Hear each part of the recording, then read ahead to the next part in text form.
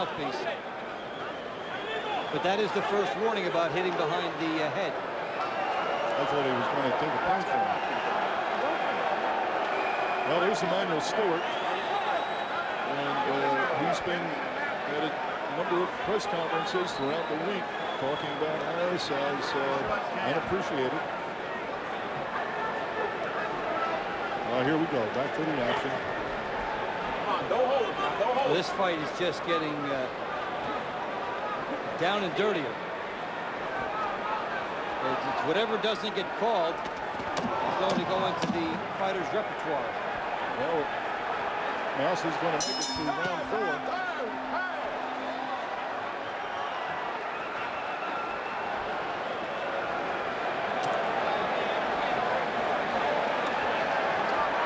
Arturo Gatti and Buddy McGirt, a great team.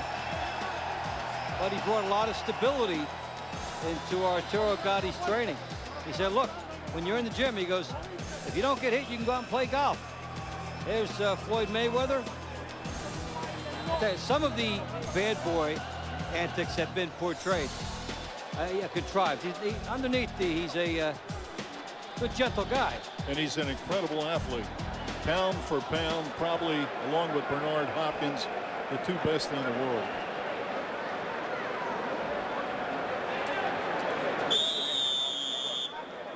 Well, mouthpiece will come out.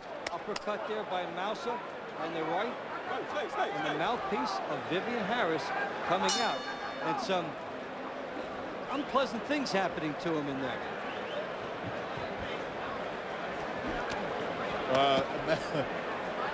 In collecting information on Maussa, they said he is a high-volume puncher. Break, don't punch, don't punch. And he certainly is. A high-volume windmill puncher. I mean, he's let his hands go. Well, you know what? His face is totally unprotected. You give yourself a chance, at least, when you let your hands go. Now, Harris can throw a double jab and then step into a right hand, and he won't have to catch any of the stuff he's catching on the way in. But the chin is so open that he's just firing it. You know, to make an analogy, say you're watching a basketball game and the guy is so uncovered, he has such a wide open shot, he misses it. That's what's happening here. The chin is right there, and Harris doesn't always get there. Maussa is really defiant. He is taunting Harris. It's part of entertainment for him. He's probably not even trying to be disrespectful here. He's trying to get himself up.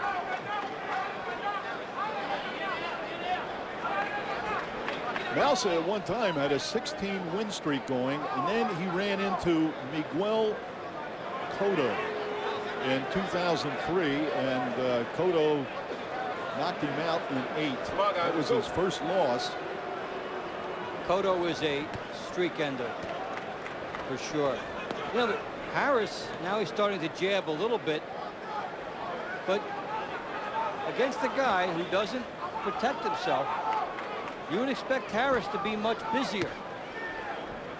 This has to be frustrating to Harris, though, because he obviously came in with a game plan, and because this fellow is so unorthodox and can take a punch, Harris is trying different things.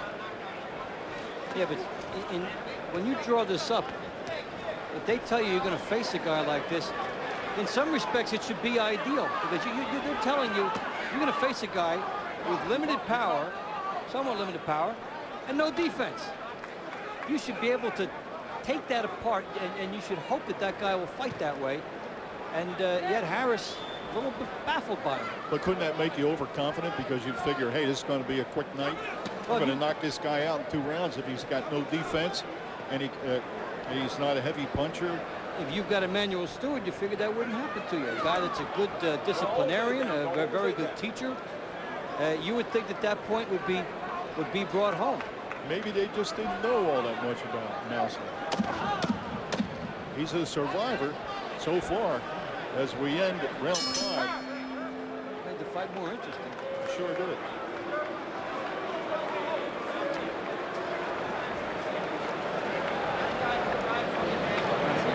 Out of this fighting, brother, now, okay? Okay. Bring the bucket. Hold on, let me get it. Ice. You do duck him. Duck him, brother. Yes, Mama, please hold my mouth. Huh? Mama, please hold my mouth. You know what this? Listen, you got him now. Right here. Give me the mouth. Listen to me.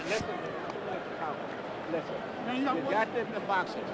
Keep boxing in that yard. And then as soon when you make these little weaves underneath that, come up with the left hook when you come out. Just going underneath that, come up with the left hook. You understand? Because he's straight open for the left hook when you go into your little weaves. You understand? Come out of it with your left hook. Right. But you got to keep boxing. How long is this coming out? You're losing your time. Come on, seconds, let's go. Hey. Round 6 scheduled for 12. This is a championship fight, junior welterweight. Vivian Harris, the champion, defending his title against an unrated fighter. Not much known about him, but he has certainly been one of the most unorthodox fighters I've seen. And I think you have some stats on jabs.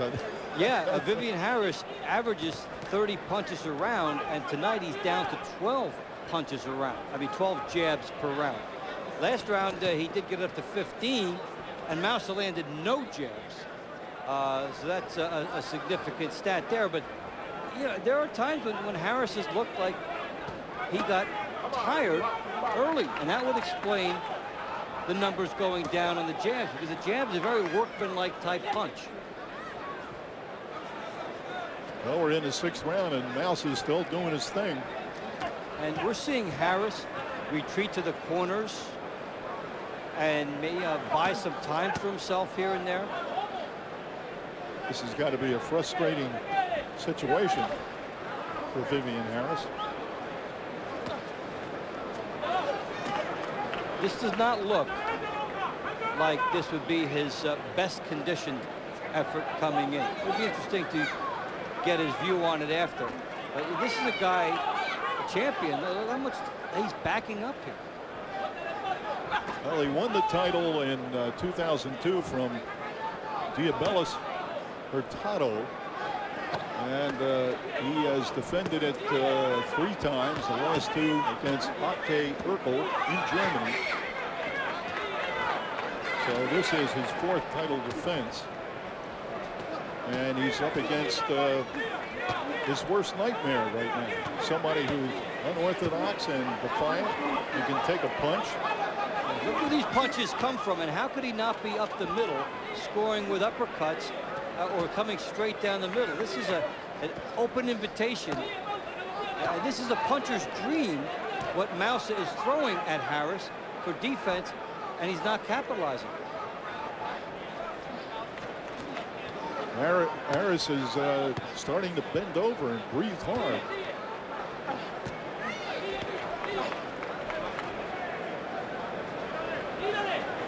Dave, how do you see this? Well, because of the early start, 1 point now for Harris going into round 6. The interesting thing is his stamina and the fact that he's not firing off here. This is another round that may have gotten away from him. Harris really looked tired and frustrated in that round. That may have been Maussa's best round. Harris is very tired. We talked about that even as early as round 3. Even in round 1 he showed some signs. I can't tell you the more. You're losing the fight big. I don't want to The say guy can't fight. You know what I'm Can't be telling a guy in you. total You've been all conditioning. night trying to roll them right hand. Man, It you're don't still work trying to with get the through to guy. him. He's a rubber guy. Listen to me. Well, he's not Forget taking the the rolling stool. counter right hand. When you get in close with this guy, get in here, the short left hook on the chin. That's the only thing you're going to hit him with. You can't run from him all night. Just short left hook. But I'm telling you, get close to him. The short left hook. The man is wide open for the short hook. The guy, he's a rubber man. You throw shots, he rolls his body very good, so you're not going to hit him with that. Okay? Maussa on the outside, jab gets in, right hand gets in, body shot, grazing, and Harris just on the receiving end. Well, here we go. Round 7 scheduled for 12, and I would think Maussa won that last round. He is right in this fight in terms of the scoring. And it's a matter of does Harris get his second wind here?